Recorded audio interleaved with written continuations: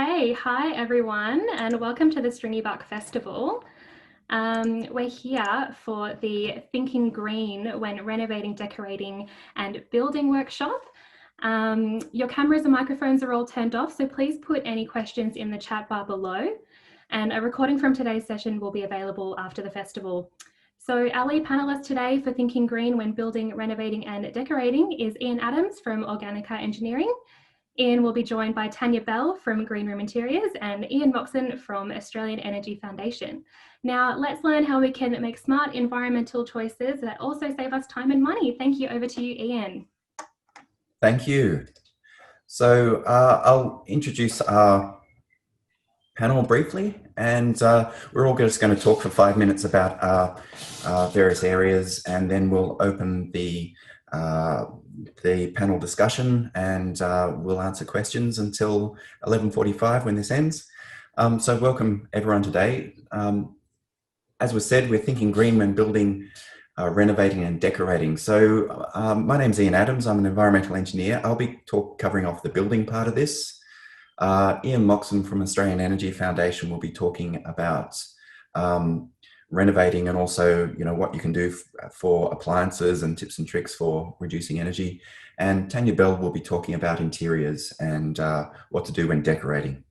So I'll begin. So I work for Organica Engineering. I'm an independent sustainability engineer, but I have, I guess, the role of supporting council in the technical aspects of sustainability. And so I will tell you a bit, I guess, about what council does and the support that Knox Council provides. So essentially the main thing, if you're building and you go for a planning permit, council has a comprehensive sustainability program where we'll actually guide and in some ways require sustainable design as part of the new project. And this is we call the SDAP program, Sustainable Design Assessment in the Planning Process. We love our acronyms in ESD.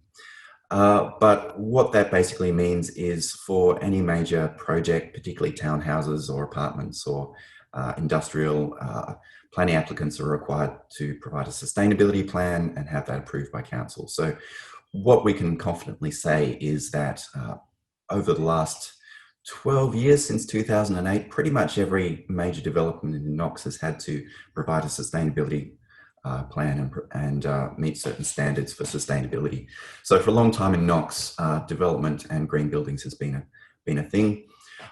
For the smaller house and renovation projects, this is an optional program, but it is there.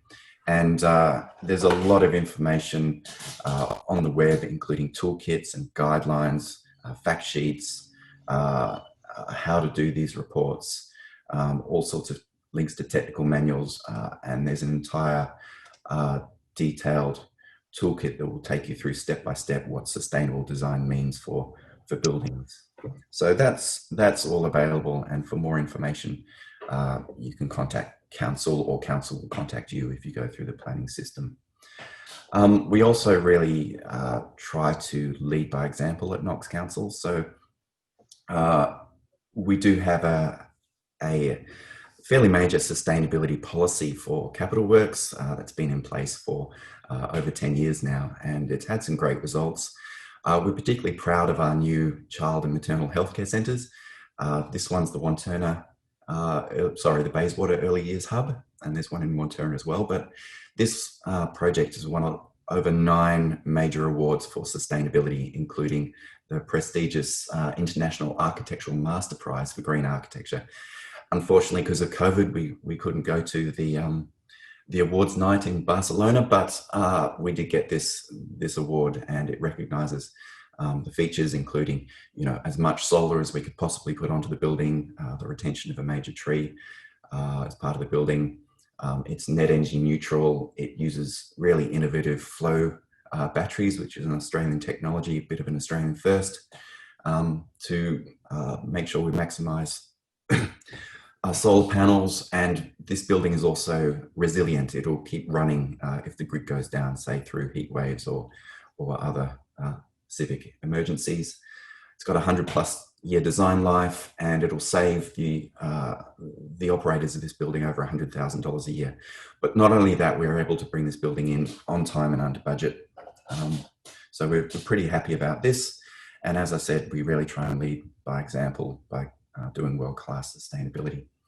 On I suppose, more the infrastructure side, we try and integrate sustainability into our infrastructure, like parking gardens. So the Neville Arboretum has won a lot of awards. It does things like regional stormwater harvesting to irrigate gardens, and the Arboretum, it improves water quality by having wetlands. It provides natural habitat.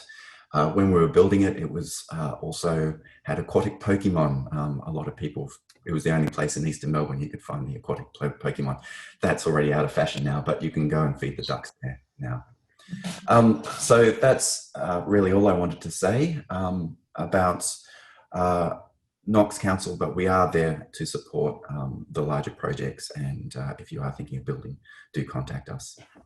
So I'll hand now on to Ian Moxham, and he's just going to do a really quick presentation on, I guess, what you can do at home for renovating and smaller upgrades. Okay, great. Thanks, Ian. Yeah, perfect. Look, and I just want to say, you know, the sort of sensible thing when you look at this energy efficiency stuff, looking at the actual building fabric is so important. So, you know, the overriding, like, useful information is to know good insulation and good draft proofing makes such a difference. Leaky homes, they just use more power. So the more you can control that, the better. But let's talk about, you can see on the screen now, there's a graph that's showing the sort of energy use, typical energy use of homes. This has changed a bit over the years because we've become more energy efficient over time. And some of those priority areas are based on how much we use. So as an energy assessor, the first thing I do is I'd be looking for what we call the low-hanging fruit, the obvious stuff that you would approach if you're going to try and help somebody save on energy. So that's heating and cooling has become really the biggest player today, and that's really changed. The market's moving. There's various appliances that have come in and gone out, and improvements have come along industry-wise. So heating and cooling is a really high priority. Hot water would be the next priority, and that's been a traditionally very big energy user, but we often pay a small amount of energy cost for hot water if we're, say, on off-peak hot water, something like that. Australia's been blessed with lots of fossil fuels, which has been great in history, but not so good now because we're seeing them. It's going to, you know, have greater impacts on our environment and ongoing changes with climate change. So there'll be a higher price on carbon-related fuels. There's great technology improvements with hot water.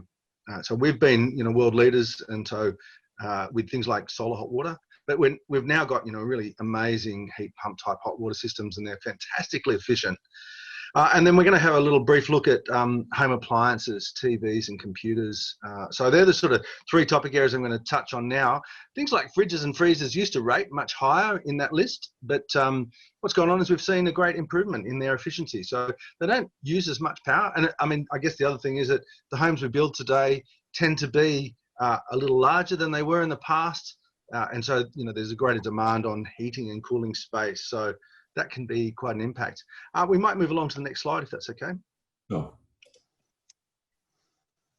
So just, you know, talking about heating and cooling, you know, when you think about that approach to your home, it may be, you know, my simple advice to you is if it ain't broke, don't fix it. But over time, as you sort of renovate or upgrade homes, the trick would be to go and look for something that's really efficient.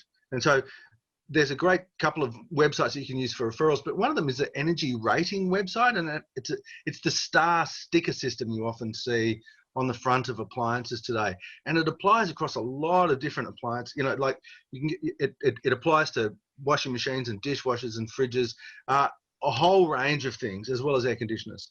So the thing to look out for with an air conditioner is where sometimes big houses, big air conditioning systems are installed, people sometimes go for ducted air conditioning systems. And what I see in a big open plan house is I say to people, oh, how many sort of zones do you have? Can you minimize the amount of energy you're putting into one space or another? And what we often find is that, you know, there's only one zone or two zones, which means you're heating or cooling a very large space. So today, modern air conditioners are really efficient. And so we really encourage people to think about installing an efficient air conditioner just in the rooms that you need, rather than having a whole house heated or cooled. It would be just about getting like a split system or a multi-head system that runs off one unit.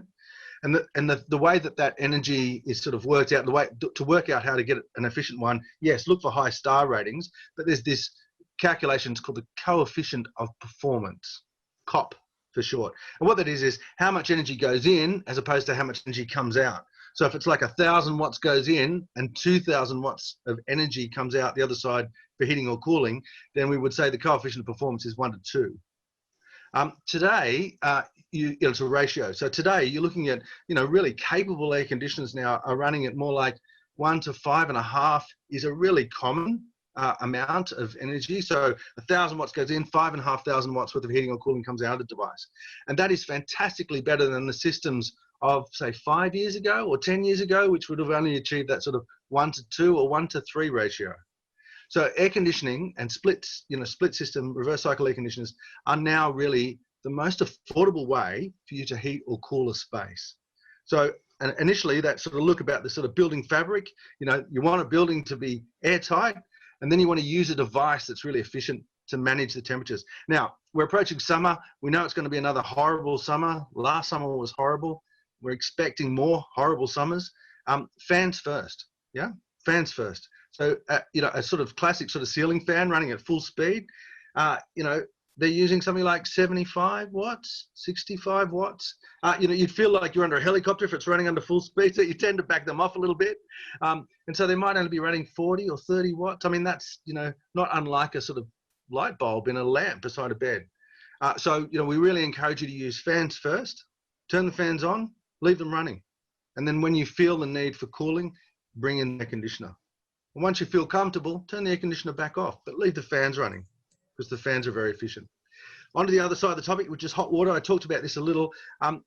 We've been world leaders in Australia for hot water systems. We've jumped into things like, solar heat, be able to produce heat from the sun in some, boxes on the roof, and then be able to enjoy that.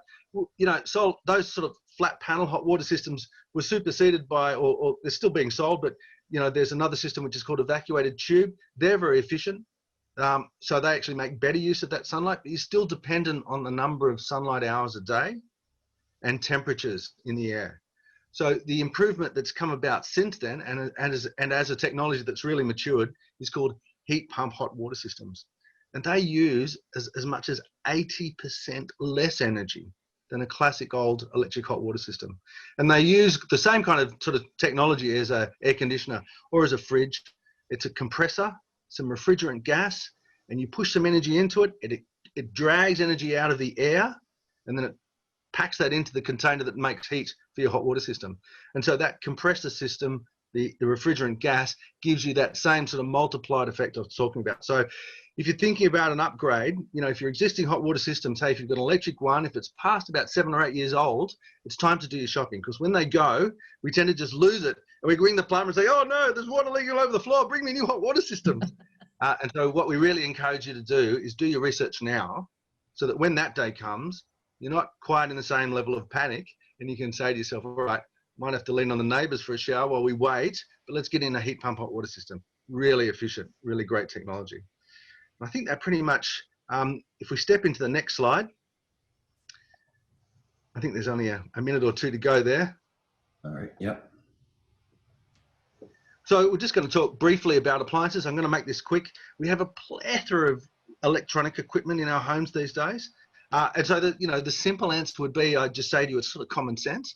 Turn it off if you're not using it. And to give you some examples of the little things that use power, a washing machine, it sort of does this little dance at the end of its cycle, and all the lights go out and it turns off, and you think, oh, it's not using any power. Yeah, but I measured it. So 7 watts, 24 hours a day, 7 days a week. That washing machine was just waiting for me to walk up and press a button. So we really encourage you to sort of just go around and turn things off when you don't need them. Even the internet and those other sort of devices. Now, maybe you've got NBN and that's necessary, it's part of your phone system. Sure, leave that running. There will be some appliances that you need to leave running, sure. But if you can, turn them off. And there's all sorts of settings on modern appliances, like computers and laptops, you can sort of turn the brightness down. That uses a bit less energy. If you just want some company in your house, rather than having the TV going, put the radio on. They use a small amount of power. And then the other simple thing is, you know, to be efficient, running things like dishwashers and washing machines, it actually, choosing the echo settings means you might be running them to slightly lower temperatures. Washing machine, I've got to tell you, I've been washing my clothes now for decades in cold water only. And so I know there are some naysayers out there who say, no, I have to wash my clothes in hot water. I'd really encourage you to try a cold water setting. Modern detergents, modern washing machines do a great job. And the other thing is, if you've got something that's really greasy or grubby, they can just go in a bucket in some hot water and soak it for a while. So very short amount of time here to have this conversation, but I think that's a bit of a starter, and I'm going to probably leave you at that. I'm going to sign off here, and we'll let you move on to Tanya. Thanks. Thanks, Ian. And Ian, what a wonderful segue into what I'm going to talk about. Ian mentioned there's four main areas that I want to concentrate on today, but Ian Moxham mentioned about energy saving when it comes to your heating and cooling. I always start with window coverings with my clients' homes, and always recommend that you have 2 layers of window coverings. So whether that be a sheer roller blind or a sheer curtain, and that's usually installed very close to the glazing. And then on top of that, in front of that, you would put a lined curtain. And if you want to go even further, a pelmet installed. Now that really gives you a fabulous block that stops heat coming into the home in the summer, and also the cold coming in the winter. So the other thing you can do is you can tint the windows, so you know the hot sun of the day doesn't sort of penetrate the glass too much. The other thing you can do, which is really clever, is you can strategically plant some garden or foliage or small shrubs exterior of your windows, so that that actually reduces the amount of hot sun that hits the glazing. Because once the glass heats up, then it comes into the room. So that's a really clever way of cutting down on some heating and cooling costs.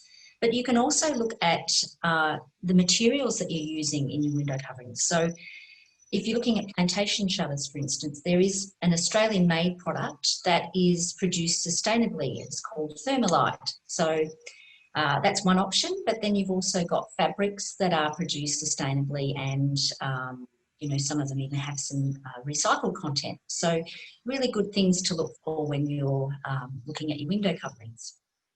The other area is I'm really passionate about is recycling where you can in your furniture and your homewares. So there's a lot of old pieces of furniture that I just see on hard rubbish nature strips, and you think, gosh, if someone just took the time to refurbish them, they'd be beautiful pieces that you could have forever in your home or pass them down to your children. So just thinking about, you know, is something really worth throwing out? Like, can it be refurbished?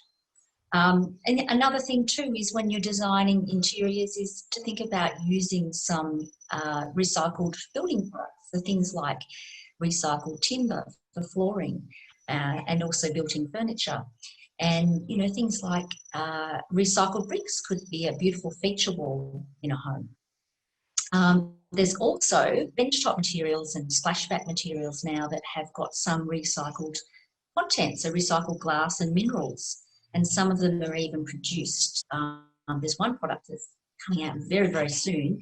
It's been produced very, very sustainably, and it's so look out for Silestone, and it's called Loft Series. I can give you some more info if you like on that. The other thing is to always look for low VOC paints, because the degassing that comes off paint can actually last for months, if not years, and come into your home and make it very toxic. So Resine and Dulux and Wattle are pretty much the leaders in the low VOC paints. There's also a brand called Livos Australia, and they do pretty much no VOC stains and polishes and timber finishes for your furniture and your floors, etc. So look out for those. And the other thing I love to always talk about is to buy well and buy once when it comes to your furniture. So rather than buying lots of little cheap things that only have a short lifespan and, you know, you're forever replacing them, you know, like chairs and tables and bits and pieces, why not invest in a local craftsman that's going to make something especially for you, and, you know, maybe using recycled materials. So that's something that is unique to your home, unique to you, and it's something that will last a long time. It won't end up in landfill necessarily. So moving on, I've got an example here of a beautiful old retro 70s table setting that a client of mine had, and she didn't want to throw it out. And I said, great, let's refurbish it.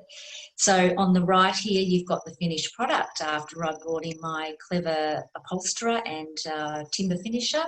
We brought them back to new and forever to be able to be used, you know, passing down to the family. So they live to tell another day, tell another story. And then the next slide, Ian, if you pass me through there. Yeah, so this one is an example of a piece of old recycled timber that's actually used to be an ironbark, piece of ironbark that used to be, its former life was held up the power lines, you know, the crossbars that used to be around they're now all being replaced. But rather than this going, you know, getting burnt as firewood or whatever, it's been fashioned into a beautiful old rustic mantelpiece. So using timber for recycling in built-in furniture is a fabulous way to do that. To think about your environment. Now, if you wanted to get some more information, some more expansion on the points that I've briefly touched on today, I have developed a hints and tip sheet.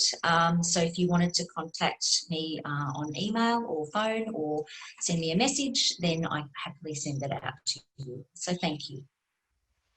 All right, thank you. And Tanya, I must say, I do love the recycled wood finishes. I know when we were renovating, we kept some of the old hardwood framing from an area we'd demolished, and we used that to clad the island bench in the kitchen. Yeah. And the kitchen was IKEA, but having that recycled wood in there just really made it look less IKEA. It really drew the eye and made it look a lot more rustic and really lifted it. Yeah, I love that. It definitely brings in more character to your home. Yeah. It does. So we're open now to panel discussion. We have a couple of questions, I think. Already, and then if you do have questions out there, please use the text function to ask them. So first question, does a heat pump water heater compare to a gas water heater? Ian, do you want to answer that? Yeah. So heat pump or water systems, at this stage, it's comparable, the price that you would pay for fuel to run gas and heat pump. But what you'll find is that over time, the gas is going up. You know, Australia is now the largest exporter of gas. The companies that sell gas overseas are seeing the Australian market going, well, why are we selling it cheap here? We can fetch a really high price for it over there.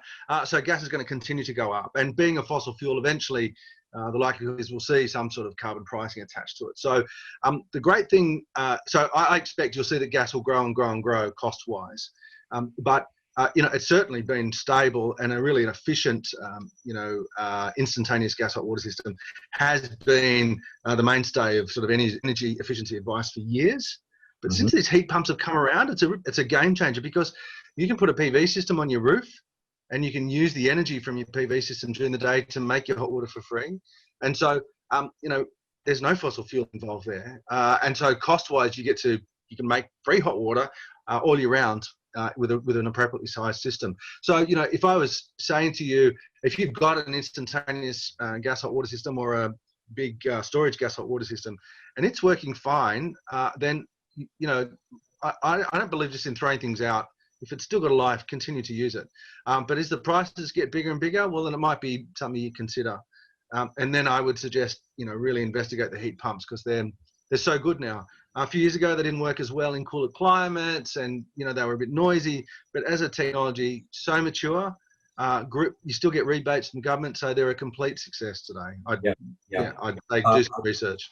I'd agree with that, and I guess I'd make the broader point that in sustainability, we looked at gas as a transition fuel. It does reduce greenhouse gases, but we're kind of considering in 2020 that transition time is over. It was the last decade.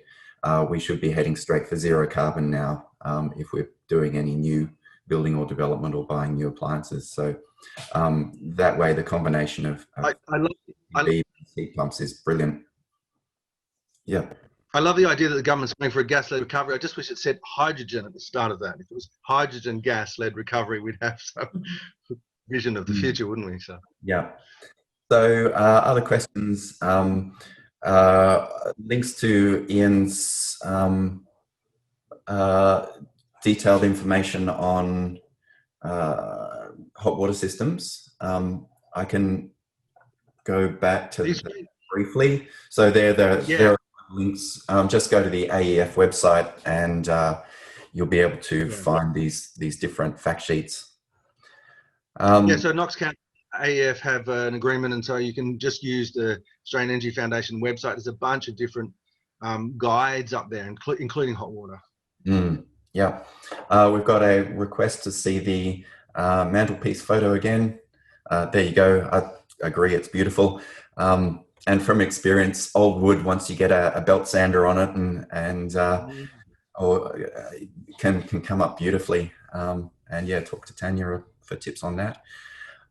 We have a question, are solar batteries viable yet? That's a really good one. Would you like to answer that? Yeah, look, I think they're viable in some circumstances, is the short answer. If you're someone who fetches a fairly small feed-in tariff for any extra solar that you have, and if you're out at work all day, then the energy that you're producing is going out to the grid for a small amount of return. Perhaps if the price that you're buying electricity in the evenings is high, then the equation becomes affordable to go down the battery path. The Victorian government has introduced a couple of programs for battery support, and some of them have been inundated very quickly, so there's been some concern about that. But if we saw a similar sort of subsidy as we see for photovoltaics, for solar panels, if we saw a similar sort of subsidy going on for batteries, then batteries would be a great success for everybody. But at this point in time, I think if you're at home and you can use the power, which I think a lot of Victorians are doing at the moment, and for nationally, the situation is if you're at home and you can use your own solar generated power, it's marginal if batteries are affordable for you. As an early adopter, I think it's great. The home I live in has been running off batteries for 17 years. It's old technology. They're lead acid, but they work and they've worked well for us. But I really love the lithium technology that's out now, and my expectation is that we'll see more and more of that come across the country. I think it will become, I would suggest for most people, you're sort of on the precipice of it being affordable. Yeah. Unless the circumstances aren't, are that you can fetch a good feed-in tariff or use your own power, then I would say just hold off just for the moment. Yeah, I would agree with that. It's not quite there. It's a bit like solar panels were back in 2007. 2007 it was $8,000 for a small solar system. Now, it's putting solar on is probably the cheapest way you can get power. So we think batteries are going to be the same thing. They're halving in cost every few years. So if it's not affordable now, maybe come back in a year or two and have another look. Yeah. Now we're getting lots of questions coming through. So knowing how much power Google devices use, probably a small amount, maybe keep an eye on it. What are your thoughts on window insulation films? I might put that to Tanya. Yeah, I don't actually know a lot about it, to be honest. I know that there's lots of variations. One thing you need to be careful of is to be careful the higher insulation you go, the more of a mirror finish you'll get from the outside. So you've got to be really careful of, if you've got bright sunshine hitting your windows, you know, you don't want to blind people driving down the street. So it's, yeah, there's a bit of a, I haven't really found the right option yet because I investigated it for my own home. I face northwest, so I get afternoon sun. So I opted for planting more trees actually in front of, and having more garden rather than having the insulation on the windows. But yeah, I can investigate that further for you. But thank you for the question. I appreciate you raising that. Awesome. So I would guess on the topic of windows, there are, you know, answers from very cheap to very expensive. The insulation films are the cheaper way to go. You can also get drop-in glazing upgrades. If your windows are compatible, you can actually drop in a double glazed kind of unit. It'll need to be made to size, or you can, the expensive way is to actually replace the windows. But, you know, if you're doing a renovation, it's a worthwhile thing. So the next questions are reverse cycle aircon. Can it vent cool air from the roof and warm air at floor level? I may as well just quickly answer that one. No, most of them can't. However, there are systems available that do really clever things with heat shifting, particularly if you've got a tin roof, or some systems will actually get air from just below the roof when the sun's shining and put that into your house, and also cool the house with radiant cooling. But you'll need to sort of Google that or maybe talk to Ian. Do you have any other further things on that? Yeah, there are heat recovery systems, you know, where people, but they tend to be fairly expensive. You get several degrees worth of benefit from them, of course. And I've audited a house once that had a venti system, which is one of those draw the heat down from the roof and bring the cool up from under the house. And it was lovely and it worked a treat for that family. But I thought that, you know, for the benefit, it was a fairly big expense, and I'm glad to see it. I thought it was good. I just think the air conditioning market is kind of, they've just gotten clever and they're much more efficient today. So they're off the shelf and easy to put in. Yeah. I mean, I agree with that. We'll definitely save power. They're brilliant ideas. Your first step's probably still solar panels plus the split system, but there are other great things out there to investigate, like heat shifting. You can retrofit phase change materials, which is another great idea. It's a way of storing a lot of heat when you don't have a concrete floor.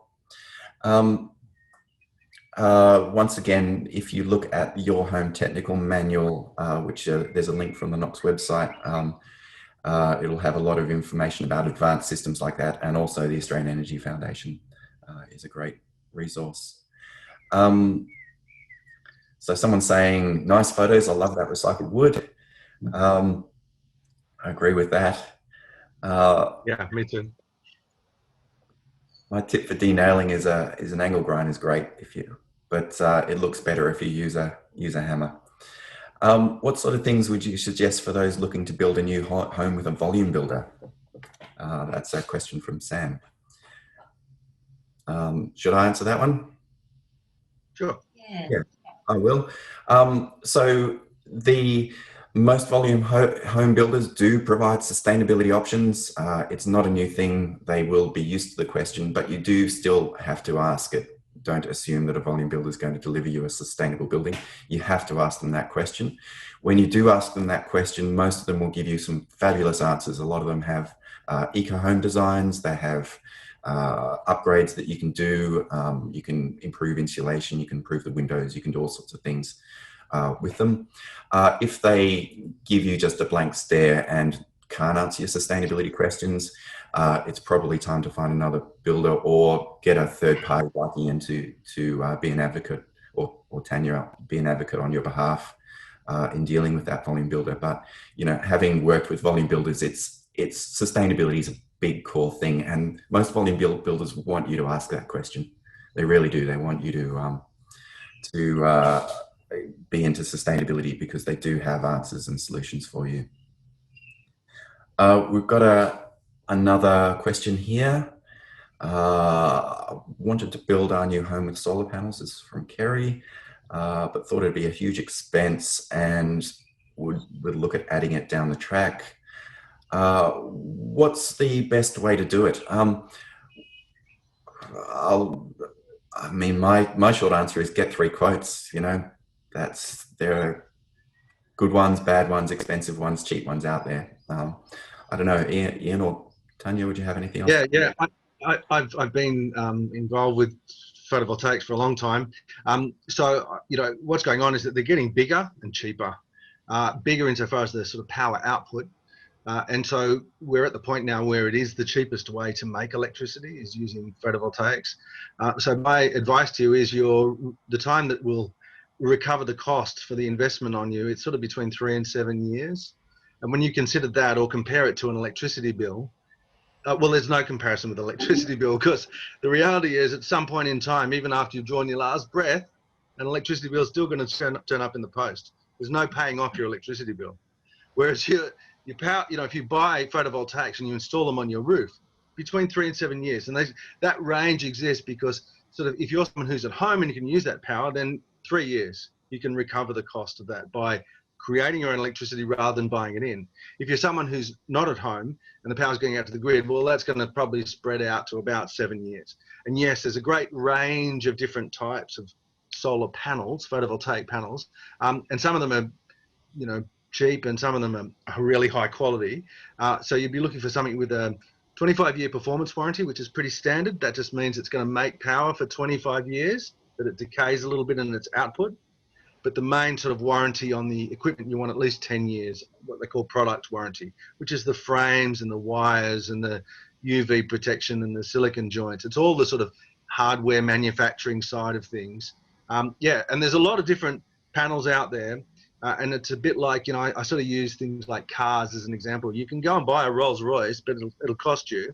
You can also buy, like a simple, Chinese or Japanese made or Taiwan, anything made in our region is going to be good quality anyway, in order to conform to Australian standards. So there's room to move here, and it's a case of, do you want the European specialist or do you want the sort of well-made local specialist? It's up to you. Yep, I'd agree with that. All right, we're getting lots of great questions here. Now, one question here, polished floorboards, is it a good option or do they let the energy out? My quick take on that is I love polished floorboards. Maybe look at underfloor insulation, particularly if your house is on stumps and someone can get in there and there's room. It's a great retrofit if you're thinking of an older house with polished floorboards. Carpet can save energy, but yeah, anything to add to that, Tanya? Yeah, Ian, I was going to say further down in the questions, there was a question about the toxicity of the coatings on the timber flooring. I mentioned Livos Australia before, and they have got amazing products that are very, very hard wearing, and virtually no VOCs and toxicity, when degassing that happens with their finishes. So check them out. Yeah, and if you do have a drafty floor with no underfloor insulation, a second-hand rug, a beautiful. Yeah, rugs are a designer's best friend. Yeah. Question here on window condensation. How do you stop it happening? My advice is possibly an upgrade to double glazed windows will actually solve that, because it's the difference between the outside temperature and the inside that causes the glass to get cold and you get condensation, but double glazing actually prevents that by having a warm internal panel and a cold out external panel. So anyone else, probably curtains with pelmets will help a bit, although you do tend to get air cycling through that. Really double glazing is your best bet. Yep. So battery subsidy is available only to limited postcodes. Well, yeah, that's true. The subsidies aren't always perfect, but do investigate what is out there. We've answered the ones about boards and emissions, but yes, Ian, do you have a thing about batteries and? Oh yeah, I would encourage you to write to your local member. Imagine if we had a subsidy that was like the PV system, where the federal government tipped in a bit of money into your pocket or my pocket to put batteries on. And when you think about that on a sort of whole national scale, the big electricity grid that we have, if everyone had a battery, it would help to really stabilize our grid. So for the government to tip a small amount of money into your pocket and then you go out and buy a battery, that is a really winning outcome compared to us placing the reliance on our government or onto private partners, public-private partnership, whereby big battery systems are built, that basically is just going to come back to you on an electricity bill. So I really support the idea that a subsidy goes into place. I'd love to think it was something that federal politicians were thinking about as well. Yes, I can say they are. For the technology minded out there, you know, probably moving forward in the next 10 years, we're going to see a big rise of demand response. So there may be market mechanisms where you're having batteries or using your car to save money, or turning things off, you may actually get paid for that. So watch this space, it is developing. So we're coming to the close of this, but we'll just maybe try and race through a few more questions. There's one about blue gen. Is it still a thing? I'd say no. I know the people. It hasn't really happened in the way they hoped. However, also watch this space moving forward. Hydrogen is becoming a thing again. It's not right now, but in the next 10 years, we'll probably see more fuel cells in the form of hydrogen or methane burning fuel cells. Dining chair repairers in our area, you probably need to take that one offline with Tanya, but do contact Tanya. She'll have some advice on that.